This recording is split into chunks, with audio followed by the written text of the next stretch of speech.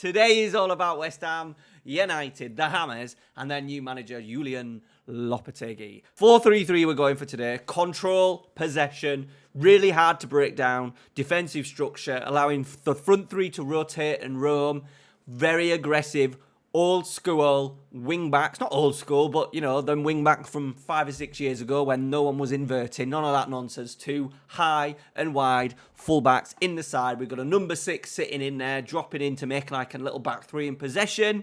2 8s that get into nice little wide areas. Does actually suit West Ham really well. And also, because it's a little bit of a new season and new system, new tactics, we've got to be looking at signings that they potentially might do this summer and places they need to strengthen. So we're going to go through that. I've signed 4 players. It's all about, you know, he's a Spaniard, so he likes to go down the tiki-taka. Tiki-taka's maybe not the right word, but controlled possession, high possession numbers. Hopefully, we've made a decent start, as you can see, to the season. We've played 7. We've lost 1 to Manchester City at home. Did absolutely batter us. We've come away from Anfield as well with a respectable 0-0. Hung on a little bit, but his team is so difficult to break down. All right? So in today's video, we're going to go through the tactic, the 4-3-3 tactic, how it looks, and how it looks in FM. Smash a like on today's video. Also subscribe, because the video that I've got coming out next week is an absolute belter. All 20 teams in one save, one season, simulation, with all the recreated tactics that I have done for each of the 20 Premier League clubs. That will be available next week. All right? For all my tactic downloads, please check out the link in the description to my Patreon, where I post all my tactic files, and you can get exclusive early access to all my FM tactics and take part in the monthly shirt giveaways. Plus, coming very soon, exclusive real-life bonus football content on the channel just for the Patreons from £3 a month. I will be going through all the player roles and team instructions though today, so you can follow the video and copy in this FM tactic for yourself. So let's get into it. As I said, he likes to do control possession and using generally a 4-3-3, 4-2-3-1. So there's a couple of holes and a couple of slots that they need to strengthen in. Number 1, high aggressive fullback. Now at the moment they've got Soufal and Johnson on the right, Emerson and Creswell on the left. Creswell's out of contract, I think, so potentially he's probably leaving. And also on the right-hand side, Soufal is what, 31, 32, and not great at going forward. So I have made 2 signings, one a left-back, Kieran Tierney, potentially a sensible transfer, been on loan at Sociedad. Yes, he struggles with injuries, but as a little bit of a rotation option with Emerson on that left-hand side, probably to get him at a good price. Like, he's so good in the game, so good in real life. He's been hampered by injuries, yes, but maybe a /cut price. Arsenal are definitely done with him. I can't imagine him going back into the Arsenal fold.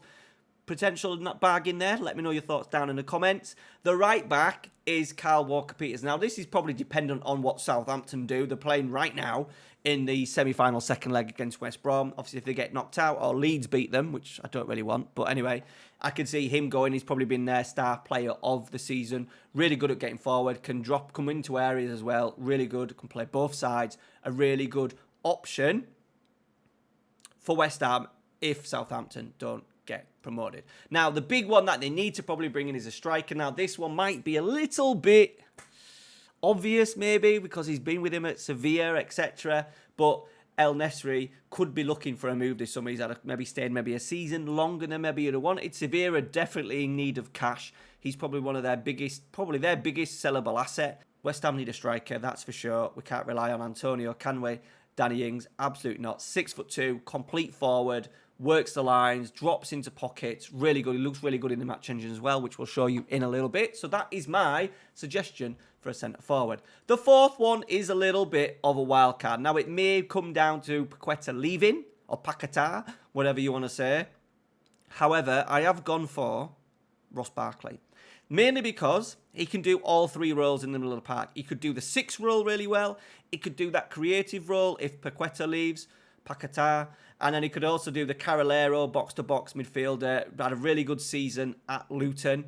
Maybe destined to have one big move. Probably get him at a cut price as well. He's got a year left on his deal. Luton been relegated. He might have something in his contract where there's a bit of a relegation release clause. We don't know. I've brought him in. He's obviously 30 years old now, but he's still got legs. He's not played a lot of football, so you would have thought his energy levels are still pretty high. Look at all those seasons, 2 at Chelsea there, 6 at Chelsea there. He's not played that many games, so he's still got a little bit of life left in him. Now, those are my 4 signings. Let me know, West Ham fans in particular, your thoughts down in the comments. But it fits the tactic quite well. So, here it is. We've gone for sweeper, keeper, on defend for Areola. Right back, we've gone for wing back on attack on both sides. We want them extremely aggressive. They give all the width. So the Sevilla side that did so well, getting through to the Champions League on a regular basis, winning the Europa League, I think in 2020, I think it was. Really good run. However, it was down to the fullbacks. They had Reguilon on the left. They had Navas on the right. They also had the Argentinian dude, is it Acuna? They had him, bit of a nutter, him on the left side as well, so really aggressive. And then what that allows the two to do is the 2 wider players to come in and act as a little bit of 10s. And we've seen some really good movements from Bowen, that I'll show you at the end, and Kudos, who are doing different roles. 2 defenders, we've gone for that ball player on one side, just to give us a little bit of balance and a little bit of a classic centre-half. You know, they often had Jules Koundé on the right, and then on the left-hand side, they maybe have Carlos, who is now at Aston Villa. So we've got a ball-playing defender on defend, central defender on defend. What I may do at times to help with a little bit of build-up, because we've got this role as a half-back who's going to drop in, what you could do is to be a little bit more braver in possession, is have stay wider and stay wider. So then when we build up as a 3, that'll go in there, them 2 will split, and that will then naturally push on the 2 fullbacks a little bit higher, hopefully. Okay? Alvarez is absolutely perfect for this role. Half-back, this was the Fernando role at Sevilla. He played for Manchester City, veteran. Alvarez is so good. You know, he's kind of even a centre-half at times, been employed definitely as a 6. Happy being a 6 as well by himself as sort of like a single pivot. So we've got him as a halfback, no player instructions. Okay, moving into the middle 2. This in the seasons has been Banega. It's been, is it Juan Jordan? Really nice, clever footballers. I've gone with the roaming playmaker a little bit. So you've got 3 options here. It needs to be a playmaking role. Whatever might suit your team. At times, what they have is this one here. He has got a player instruction, the playmaker, of stay wider. He would often drift into these wide areas. I don't know if it's a little bit of support to help him build up. What they often do is they bring, with the 2 wide players coming in, and obviously the 2 fullbacks getting extremely high, what it does allow him build up is just allows a Paqueta, that AP, just to come into these wider areas. So what you could do is go roaming playmaker, you could go DLP. I've gone AP just so he could be a little bit more aggressive in the final third because he's playing alongside that Carrilero. He's got that halfback behind him as well, but only on support with the player instruction of stay wider. So hopefully he drifts into these areas in build-up. On the right-hand side, James Ward-Prowse, absolutely perfect at this, the Juan Jordan role. Once again, likes to work in these areas, likes to combine with the fullback, allows the fullback to go on beyond. Also kind of gets in a little bit, right on this right-hand side, we've kind of got that classic Liverpool vibe of Walker-Peters being the trend. We've got, as in the time when he used to get round the outside, we've obviously got the inverted winger on attack, the Salah role, and this was often the Jordan Henderson role. They had that couple of seasons when they won the Champions League and the league where these 3 were absolutely fantastic. So, Carrilero on support, no player instructions. Right, the 2 wingers, either side, we've gone Kudos, inverted winger on support. They would often play with players, they've had players such as Suso and stuff like that, who can naturally come in and play. I want Kudos to get on the ball a little bit, come into these half spaces, drive at the defenders. And on the other side, we've got inverted winger on attack. We do want, because of the El Nesri role, I know he's on attack, but we'll often drop in. And I'm just a little bit, not worried, that Bowen, yes, technically he's pretty good, but he's quite direct. So what I wanted, potentially, him to drop in, and then because he's on attack, he's going to hit that sort of like that gap between the centre-halves, full-backs, exploiting any space left by El Nesri, and we've got a couple of highlights to show you in a minute with that. So inverted winger on attack for him, sit narrower and sit narrower. That once again will allow those 2 fullbacks to get round and be extremely aggressive. Okay, team instructions, positive mentality, shorter passing, slower tempo, so we can get those possession numbers up. Sometimes time wasting because he's defensively so good. We're not going to go complete, perfect, beautiful football. I think you West Ham fans have to be ready for some games where they maybe draw 0-0, don't create a whole host of chances, but maybe they had 70% of the ball. I do find it a really good appointment at the moment. They've gone from that, you know, this David Moyes style that everyone hates. They want that perfect West Ham style, maybe the Pep Guardiola, and I think Julen Lopetegui is right in the middle there. A nice little bridge between the two. We'll get those playing attacking more. We'll look better. We'll definitely be better than David Moyes football, but might not be as exhilarating, as exciting as maybe, the Pep Guardiolas, the Xavi Alonso's. So it's a nice little bridge between the two. So with that, sometimes time wasting, just to give us a breather. Remember, we are going to be underdogs a lot of the time. Fairly wide attacking width. Potentially will change that, depending on our opponents. If we're playing against a team with a low block, your Luton, Sheffield United, we'll open the pitch out, expand the pitch as much as we can. We've got overlap left and right. Now, why I've done that is there will naturally overlap anyway, those two wing backs, but I'm doing it because look for the overlap, instructs players on the left flank to hold onto the ball and look for overlapping players in support. Most likely a marauding fullback. So what it's saying is you're going to hold on to possession a little bit and wait for that time. And that's what Sevilla in particular did. They held on to possession, and it was often a quick switch. They would suck everyone across and then switch it out to the other side. And that's what we're going to try and do. Just hold possession, help with those possession numbers and control, wait for that right time, allow him to get round, and then we can use the two overlapping fullbacks. And we've got that on both sides. Hit crosses early. They were ranked 2019-20 season, Sevilla, they were ranked first for crosses into the penalty area. They've got El Nesri, 6'2". Bowen getting in the backstage, loves to attack the balls in the penalty area, so there's no reason why we can't have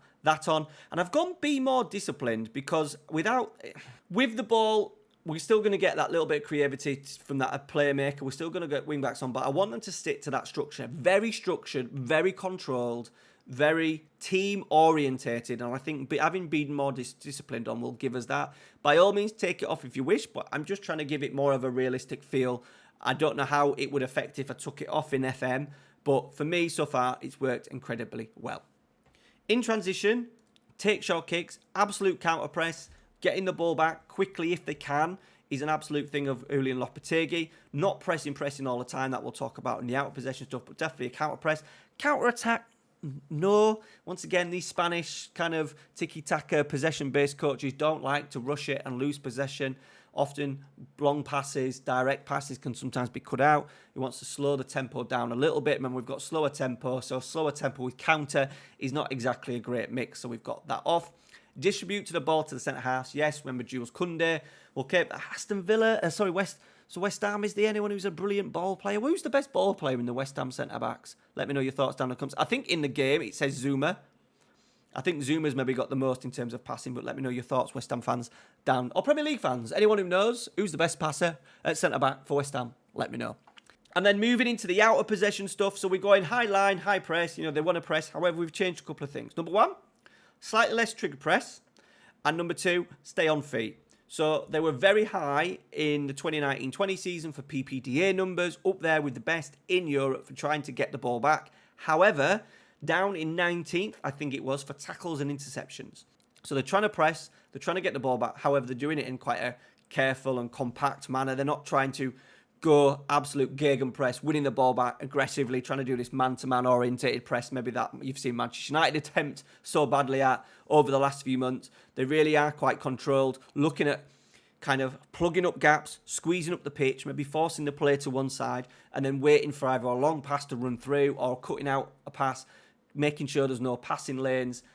So that's why we've got to stay on feet on, just so we can stay nice and structured and slightly less trigger press as well. So once again, we can stay nice and compact and not having that player sort of like break the press, break that line, leaving gaps for then teams to play around. And it so far has worked really well as a really stubborn defence. He's an absolute nightmare. You remember the Wolves side, he kind of didn't go full Lopetegui with the Wolves team. He did a little bit half and half. The defence, they were so difficult to break down when he took over. Remember, he got them from 20th to 13th. So, yeah, let me know, everyone down in the comments, West Ham fans, football fans, Julen Lopetegui, good manager appointment. I think so for West Ham, so that really good gap between perfect and David Moyes. Okay, let's go and see some goals. We're actually going to watch them in 2D as well, boys. We're going back into 2D. I've been watching it a little bit and I've fallen in love with it, the old 2D. It really does help for these tactical videos as well. So Alvarez dropping in to make the back three. Into Paqueta, so good at finding little half spaces. El Nesri, really good centre-forward play. Look at this pop-off, by the way. First time, out wide to Kudos. Stayed in a nice wide position, actually. Driving at the defender. Cross. cleared, little bit of luck, and then there is Paqueta at the edge of the area to fire in. Really good position. You won't see the advanced playmaker getting in the box, but like if you get someone who can score really good long shots like Paqueta is, like anything in around this area, we've sucked everyone in, like 1, 2, 3, 4, 5, 6 players in the penalty area, left space for Paqueta at the edge of the area to fire in, and then Kudos turns from provider to goal scorer. So building up really nicely again. And look at this movement. Watch this run from Kudos. Tierney goes wide and then he's in. Really direct run on the inside. Good pick out and a lovely finish. And then the third one is stoppage time. Our fullback looked really high, really aggressive. Look at the movement of Ward-Prowse in that wider area. Working in that 3 corner. He's doing the sort of like the Bowen roll now. Coming on off sub, but look at the position that he's picked up, and then it's just a little dink to the back stick, and Kudos, inverted winger on support, they still get in at that back post. And then talking of Bowen, he got himself a couple of really good goals, and so did El Nesri. We've just beaten Sheffield United 4-1. Paqueta missed a penalty, but 2 goals, as you can see, 2 from El Nesri and 2 from Bowen. And this one I do absolutely love. We've scored a few of these goals where we've actually built it all the way back from the goalkeeper. So I think, does it go all the way back to the goalkeeper? I think it does. Yeah, we're going to get the ball back here. We play, I don't think it's going to go back to the keeper. Yeah, it does. It goes all the way back. So we're starting from scratch. Look, there's our back 3. Boom. Fullback's going to get nice and high and wide. Walker-Peters comes in and plays. Direct wing back on attack, obviously. Paqueta finding that lovely half space. Kudos, look, coming in narrow, allowing then the overlap of Tierney on the left-hand side. 1-touch pass into El Nesri. You know, like 1 minute El Nesri is dropping off and holding up the ball. This is why I love complete forward on attack. 1 minute he's coming off, popping the ball off, working like a target man, deep line forward. The next he's then spinning in behind. And then this one just shows the directness of Jared Bowen. Wins it back, really aggressive, narrow position as well. Drive, and then hit. Probably wouldn't get that inverted wing attack. You just get that little bit more directness, I think, at times. And then this one I love. Once again, we've won the ball in a nice high area. We've forced them wide. Win that dual corner. Gets it. Finds Barkley. Really nice positions with our 2-8s. Look. Ward-Prowse coming into this nice wider position. And then in, like, the pass, like, it does help that obviously James Ward-Prowse is not just a Carolero. He's a playmaker, isn't he? He's tremendous on the ball. But just watch his movement. Just comes wide, drops off. And then Bowen, look at the gap that Bowen is now going to exploit. That inverted winger on attack. So the Kudos one on the other side was starting deep. That game against Chelsea started deep and then winning behind. But look at the starting position of Bowen. Very high, very direct. Gets in behind. And a lovely finish. And then the El Nesri one at the end is just him just working and pressing. Bit of luck, gets in and finishes extremely well. Don't know what the goalkeeper was doing, but a really good convincing win. We control games. We've had a little bit of luck there. You can see like we've absolutely dominated that game. We missed a penalty as well. Taking our chances. Few draws in there. Defeat to Manchester City, expect disappointing one against Luton because they scored an own goal in 90+1, but a really good start to the season. If you want to do something different, a little bit controlled, a little bit more measured, then a Julen Lopetegui might just be for you.